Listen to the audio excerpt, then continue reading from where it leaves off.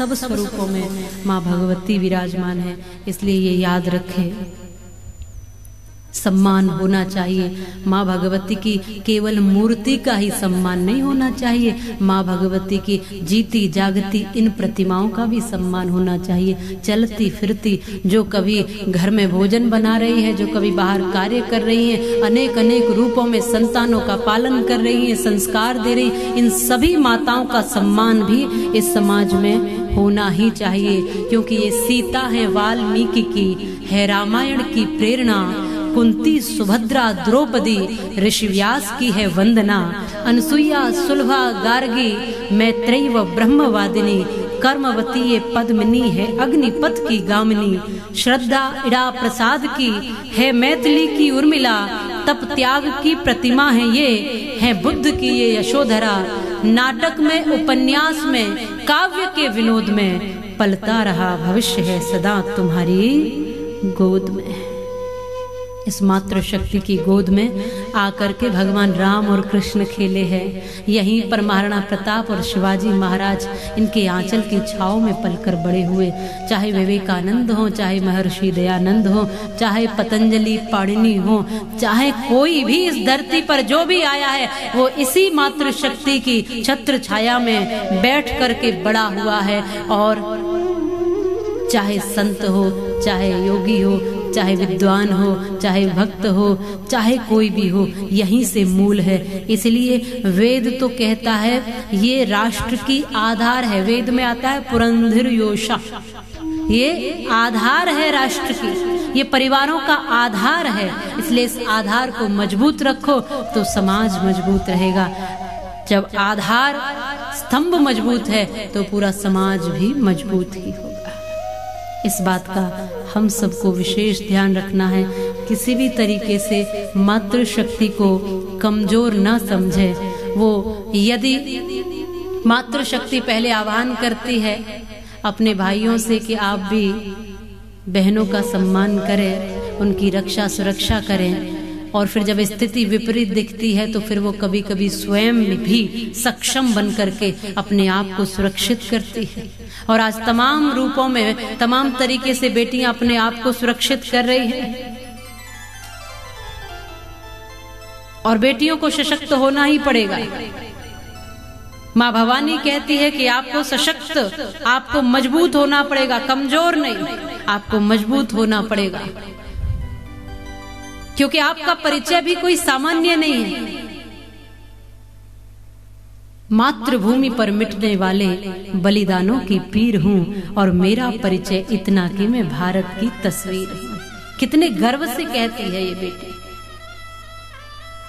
मैं सामान्य नहीं हूं, मातृभूमि पर मिटने वाले बलिदानों की पीर हूं, और मेरा परिचय इतना कि मैं भारत की तस्वीर हूँ। मैं उन वीरों की दुहिता हूँ जो हंस हंस झूला झूल गए, मैं उन शेरों की माता हूँ जो रण प्रांगण में जूझ गए, मैं जीजा की अमर सहेली पन्ना की प्रतिछाया हूँ, मैं हांडी की अमर कहानी जसवंत की माया हूँ, और कृष्णा के कुल की मर्यादा लक्ष्मी का शमशीर हूँ, और मेरा परिचय इतना कि मैं, माताएं तो जोर से बोले, मेरा परिचय इतना कि मैं भारत की तस्वीर हूँ। मैं हल्दी घाटी के शोणित रस से सिंदूर लगाया करती हूँ, और उस शोणित की लाली से मैं पांव रचाया करती हूँ। पद्मावती हूँ रत्न सिंह की चूड़ावत की सेनानी, और मैं जौहर की भीषण ज्वाला रणचंडी हूँ पाषाणी, माँ की ममता स्नेह बहन का पत्नी का मैं धीर हूँ, और मेरा परिचय इतना कि मैं भारत की तस्वीर हूँ। जैसी मातृशक्ति की तस्वीर होगी वैसी ही इस भारत की तस्वीर होगी। इसलिए मातृशक्ति सशक्त बने, मजबूत बने, संस्कारवान बने, और अपनी ऊंचाइयों की ओर बढ़ती जाए, अपने कदमों को मजबूत करे, अपनी विराटता का ध्यान दे, और शांति की, करुणा, ममता की मूर्ति होते हुए भी शक्ति को अपने हृदय में धारण करे। ये मातृशक्ति से भी हमारा आह्वान है। तो ऐसी माँ भगवती शैलपुत्री बन करके यहाँ हिमाचल के घर प्रकट हुई हैं।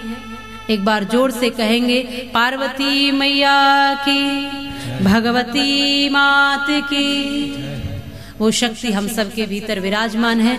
अब उस शक्ति ने ही ब्रह्मचारिणी बनकर भगवान शिव को प्राप्त करने के लिए आराधना की है। और भगवान भूतनाथ जो एकदम मग्न रहते हैं अपने हर कार्य में, जो भी करते हैं ऐसे ही, उनका नाम ही भोलेनाथ है।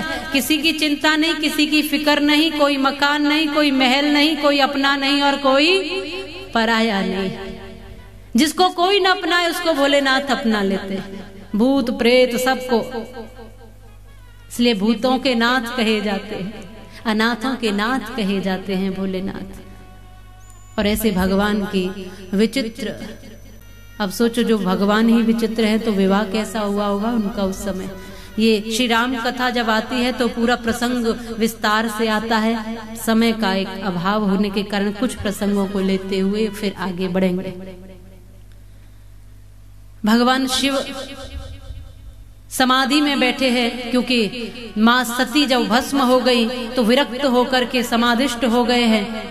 लेकिन एक तारकासुर नाम के राक्षस का खात्मा करना था और वो भगवान के अंश से ही होना था, तो उसके लिए विवाह भी आवश्यक। तो सबने मनाया, कामदेव इत्यादि को आगे किया तो कामदेव को भी भस्म किया।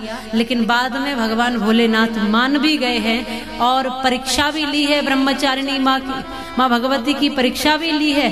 तो अलग अलग तरीके से अलग अलग कथाएं हैं। कहीं पर कथा है कि सनकादि ऋषियों को भेजा है, लेकिन कहीं कथा है कि भगवान स्वयं जाकर के ही परीक्षा लेते हैं और बहुत बुराई करते हैं अपनी ही, कि अरे तुम क्यों ऐसे भूतनाथ के घर जाना चाहती हो, ऐसे अमंगलधारी के घर जाना। अरे विष्णु को अपना लो, वो कैसे सुंदर हैं। वो तो सुंदर भी नहीं, जटाधारी है, चंद्रमा लटक रहा है, कहीं गंगा बह रही है, कहीं जटा है, कहीं नाग फुफकार रहे हैं। ऐसे के घर क्यों जा। और घर की बात छोड़ो, घर तो है ही नहीं, तो तुम कहाँ रहोगी। तुम तो राजकुमारी हो, महलों की रानी हो।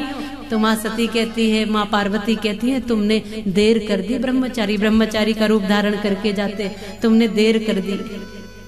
तुम पहले आए होते, अब तो मन में संकल्प कर लिया है और मैंने भोलेनाथ को ही पति रूप में मान लिया है, अब कुछ नहीं हो सकता। इसलिए भगवान विष्णु के लिए लक्ष्मी जी ठीक है, मैं तो भोलेनाथ का ही वरण करूंगी।